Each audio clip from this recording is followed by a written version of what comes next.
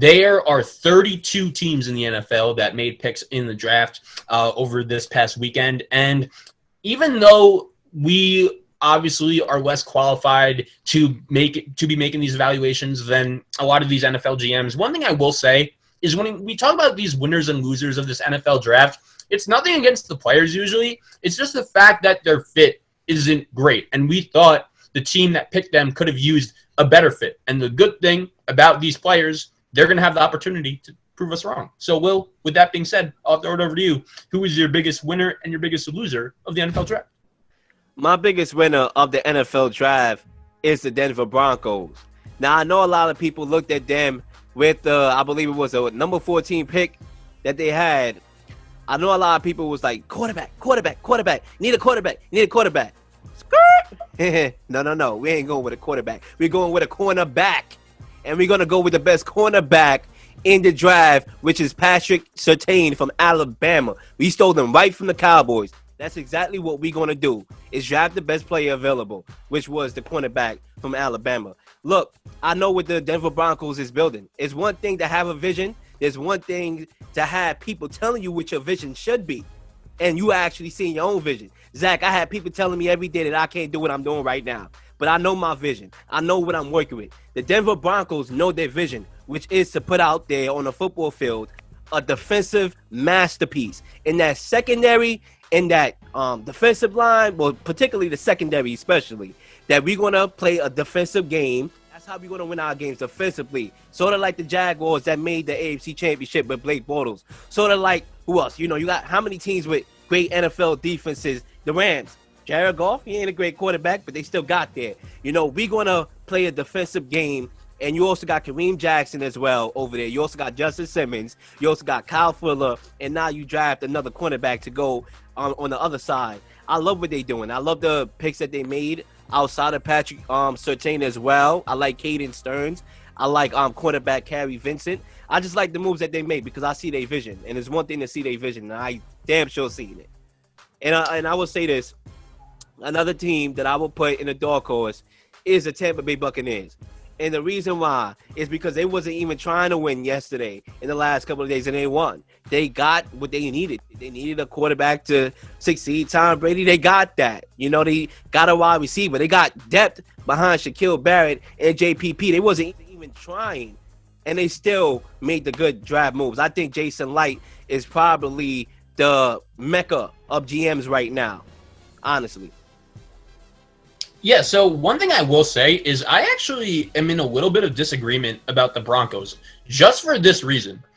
They better hope Justin Fields doesn't work out in Chicago, because if he does, and Denver still isn't winning, and I hate to say it, no matter how good their defense is, you need a good quarterback to beat Pat Mahomes and Justin Herbert in that division. We spoke about this briefly last week. I don't know if bringing in Teddy Bridgewater was the right move at all, because you say, they could win with defense. They could win with defense and no quarterback play, and that's fine. But where has that gotten them the last 3 years? Nowhere. A lot of injuries, and they upgraded. Bro, I just can't use it as an excuse. Me personally, I like the move because, number one, let's say Justin Fields, all right, you can look at Justin Fields blowing up. Oh, Denver, you should have took him. That's fine. Don't get caught up in the media hysteria. Just do what you're trying to do. No, I think I'm not getting caught up in the hysteria. Dude, all I'm saying is if we could think Justin Fields is good in Chicago, why can't he be good in Denver? He could. But you know what? You're going to have a great defense, and you're going to have a quarterback that will win. Teddy Bridgewater is no joke. All right, he's not, like I said, he's not flashy, but you will win games. And with a defense like that, you're going to win a whole lot of more games. So, but dude, I think they can contend with that. I get it, but I just think there's a ceiling with Teddy Bridgewater. What did he what are the Panthers regretting paying him all that money right now? I think he's a fine backup. I think he's fine what he did with the Saints if you need him to go, 6-2 in a stretch of 8 games, but if you're relying on him to be your starting quarterback, and it's also obvious the Broncos are done with Drew Lock. They want nothing to do with him. I don't understand why they didn't take Justin Fields. I think they had a bad draft. I love their draft. I love their drafts. I honestly do. Because I see their vision. I know what they're trying to do. And if you're, like a lot of teams that got to playoff games with terrible quarterbacks but a hell of a good defense, the Broncos don't have a terrible quarterback. They have an okay quarterback with Right, a so let me great ask you this, above though. average secondary. If you're the Broncos this season and you have the definition of a Teddy Bridgewater season, you 17 games now, you go 9-8, you have a good defense, 9-8, but you play in a tough division, tough conference, you miss the playoffs by like a game or two. What is your plan going into next year at quarterback? Like, I just don't see where you're going.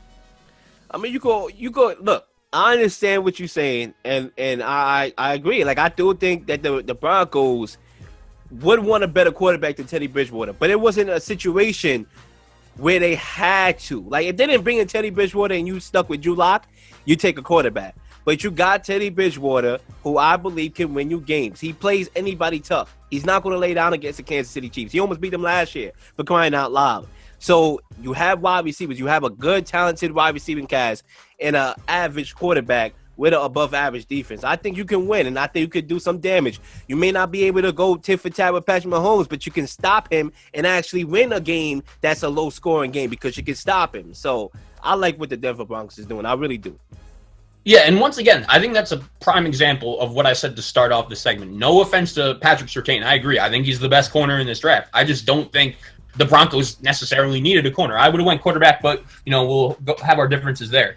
For me, there are a lot of big winners in this draft, but you gave two, so I'll give two of my own. My number one winner, I am going to have to go with the Los Angeles Chargers, and I love what they did adding Rashawn Slater in the first round. Their GM, Tom Telesco, is a guy that is really good at bringing in and developing talent. All the guys on that team that he's brought in over the last couple of years, whether it's Justin Herbert, whether Keenan Allen, Austin Eckler, they've done a phenomenal job upgrading that offense, and now they're just improving that offensive line with the pick of Rashawn Slater. For my money, the second best tackle in this draft. I think that was a really good pick. They also bring in another weapon for Justin Herbert in Josh Palmer, the wide receiver from Tennessee. That never hurts. I think to go alongside Mike Williams and Keenan Allen, that would be perfect. And they get, in my opinion, one of the better corners in this draft who fell, Asante Samuel Jr., obviously son of former pro Asante Samuel. I think this Charger team with Derwin James back next year could be big time, and I love what they did with the draft. They're my number one winner. My dark horse winner, and I'm curious to see how you feel about this one, Will. It's the Miami Dolphins, and this is a team that partly why I'm saying this is because, they had a lot of picks. They took advantage of it. But at the same time, they got to a weapon. If you were Miami, you probably ask him, who do you like? Who do you want to throw to, bro? Devontae Smith or Waddle? And if he said Waddle, fine. I understand Waddle got hurt, but he came back. And I do think even though Devontae Smith had the better season last year, winning the Heisman, Jalen Waddle's a big-time player. It wouldn't shock me out of those four Bama wide receivers if he's the best one. Plus, they bring in Jalen Phillips, an edge rusher from the U. He will be staying in Miami. I think that defense is just so underrated, and imagine what Brian Flores will be able to do with first-round talent. And they also bring in, Kenny C's not here, but Liam Eichenberg, the left tackle from Notre Dame. Always good to keep Tua upright. So those are my two main winners, the Chargers and the Dolphins. And I like the Waddle pick because I believe he probably has the highest ceiling out of all of those Alabama wide receivers because he can do so much with that ball. He's going to get that ball half the time, from Tua. And is a fit there. There's a mutual connection because they played with each other before. So I like the fact that I saw a lot of NFL teams saying, you know what? Familiar faces in different places. That was the motto. Joe Burrow, you get Jamar Chase. We're going to bypass an offensive lineman for you to get your friend a target. I love that because we seen a new I feel like we seen a new age in football where coaches want to make you feel more comfortable as possible as a quarterback. That's the word that's what I'm trying to get through to you. Is that before in the NFL, the quarterback had to make the big leap from college to the NFL. Now the coaches is coming down with their schemes, trying to make you feel as much comfortable as possible so you can get up to date as fast as possible so you could be out on the football field and play as fast as possible. And I think that was a big element that we saw from the draft with getting guys that played with you before, that were teammates before with you. It was more evident. But if I had to say a loser, I got a couple. I'll give you one, my number one loser, and I'll give you my dark horse loser. My first loser was the Raiders because I don't know what the hell they're doing. The Raiders each year had me scratching my head with the draft picks that they make. Getting a guy like Alex Leatherwood, I thought it was too high. At 17, you had better offensive linemen there. and then you draft, what was it, 3-4 safeties in a row? They took 3 safeties within the first 5 picks. What the hell are you doing? Like, it's clear that John Gruden do not know what he's doing with the draft. And the Raiders, once again, they try to be different. They try to stand out. Last year, I mean, they took all offense, and now they seem like they're taking all safeties now. And if I had to go with a dark horse team that I thought lost, was the Texans. And it's not because they just had a terrible draft. It's because what was preordained with the bad decision-making that they made over the last couple of years. They didn't have a lot of draft capital to work with, so they ended up on the other side. You know, David Mills, you telling me he's going to be an answer? Hell no. They didn't have a lot of draft capital, so they wasn't able to do anything with it. So they my dark horse loser. Yeah, so for my losers, I agree 100% on the Raiders. I have no idea what they're doing. And it's funny because a lot of times with the draft, I feel like we see these coaches and these GMs, right? And usually you would think it's simple. You watch the football games in college, and you just take the best players. But I feel like sometimes these coaches and these GMs, they try to outsmart themselves sometimes. And I feel like John Gruden, his name is on the top of the list. The last 3 drafts, he's taken – his first-round pick has been a guy who's been projected to go much later. And I'm not knocking him for that. I think Alex Leatherwood is going to be a fine player. But you have to realize, bro, like, if you want that player, fine. Trade back. Get some value. Have some draft awareness of what other teams are doing.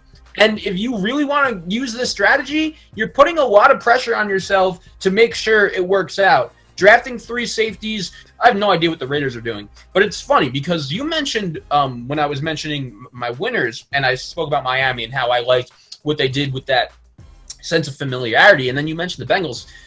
I think the Bengals are my dark horse loser because even though I love Jamar Chase and I think there's a very good chance he could be a top receiver in this draft, bro, like, did the Bengals realize their quarterback tore his ACL last year and they had no offensive line? And it's not like their weapons were bad. Like, I understand Tyler Boyd and T. Higgins, they're not Calvin Johnson in his prime. Joe Burrow didn't play with them in college, but Penei Sewell is supposed to be this big-time offensive tackle. I was very surprised that the Bengals didn't take him, and to be honest, that's a vintage Bengal move. That's a team, that's an organization that has no idea what they're doing. They're a cheap organization, and when your quarterback is coming off a torn ACL, I don't understand why you wouldn't have any more awareness to try to protect him a little bit more. Yeah, with the Bengals, I'm not surprised because I believe that they was going to be tempted by Jamar Chase. It's hard to be tempted by these wide receivers that are speedy, that could be able to come in there and play right off the bat. But me personally, the way how I build my team is from the inside out. You know, I go offensive line and I build my team outside of that. You know, because the game is always going to be won in the trenches. That's how the game is going to be won. Right. Take Sewell. You can't protect your quarterback.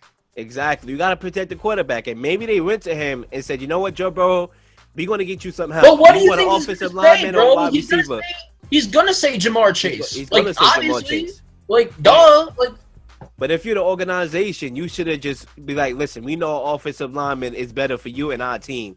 But, you know, they couldn't resist the temptation. But like I said, it just goes back to the point that I was making, that these coaches is just coming down and they bring in the game to the quarterbacks and they want to make the quarterback as much comfortable as possible as they feel is best. Sometimes I don't agree with all the moves. Like in this situation, also, I did forget to mention when I did say that, Trevor Lawrence, Travis Etienne. Yeah, another situation as well. So the Jaguars won 1 game last year, bro. You realize how many holes you have? And James Robinson was good. What are you doing? Well, I would say this about the Travis Etienne situation. I don't think it's as bad as Cincinnati because I do believe that they want to make Trevor Lawrence feel as much comfortable in that offense. I know they had a whole lot of holes in that defense, and that defense was terrible, and they should be wanting to get some defensive guys. But at the same time, if you make your quarterback feel as comfortable as possible, giving him 2 quality running backs, I think they have some good wide receivers. Marvin Jones, I like what they have at wide receiver. Trevor Lawrence could be able to do some things. You know, the defensive side of the ball obviously is going to need improvement, but I'm not too worked up about that pick. Yeah, I just think unless you're a team like Dallas was when they drafted Zeke Elliott, where you're in a clear position to win and the running back is that final piece, I have a tough time drafting a running back in the first round when you have so many other needs on both sides of the ball. And that is going to bring me to another team that I totally forgot about that I want to label as a loser as well. And that actually is the other team that took a running back in the first round, and that's the Steelers. Like, did they have any idea why they fell apart at the end of the season last year? Two reasons. They didn't have an offensive line, and they didn't have a running game. And I get it. Najee Harris is really good, and he is going to be a big-time player. And once again, it's nothing against him. It's just the Steelers, their offensive line is the definition of washed. They don't have anyone good. It's one of the 5 worst offensive lines in the league. And for you to be that tone deaf to take a running back and not address your offensive line until the second round, I really disagreed with that pick, because when you think about it, look at a team like San Francisco. Not only did they get to the Super Bowl with Raheem Mostert, Tevin Coleman, Derek McKinnon as their running backs, those guys led them to the Super Bowl. The 49ers and Jimmy Garoppolo, you know how it is. They got on their back, those running backs. And those running backs, one of them was undrafted. One of them was a 5th-round pick. Like, I understand some running backs are better than others, but unless you're in a clear position to win, I don't believe in using that high of a pick on them. So I don't understand what the Steelers were doing whatsoever. Yeah, that's fair. That's fair. Me personally, you know how I feel about the Steelers team and the quarterback, so I'm not going to use this opportunity to go back at that. But yeah, like I said, I've always built my team from the offensive line through and through. That's how I would do it, because yeah, you have that talent, that running back talent, which we all Najee Harris is. He's a running back talent. He probably will have a good career in the NFL, but you need holes to open up. You know, there's one thing to have a good running back, but you need the spaces and the lanes to be able to go through and dissect and be able to get 4 or 5 yards each down. So if you don't have that, I don't understand how Mike Tomlin expects Najee Harris to have some legitimate success right off the bat. Always great talking with you. Love talking football. Always great recapping the draft. Great episode today. And yeah, we will be back at it soon. Yeah, the NFL schedule release, guys, is coming up, I believe, next week. So, we definitely want to have a little special for that show. So I'm definitely looking forward to it. And Zach, good show today. And I'm looking forward to being back here in the Huddle. Absolutely, man. Always a great time.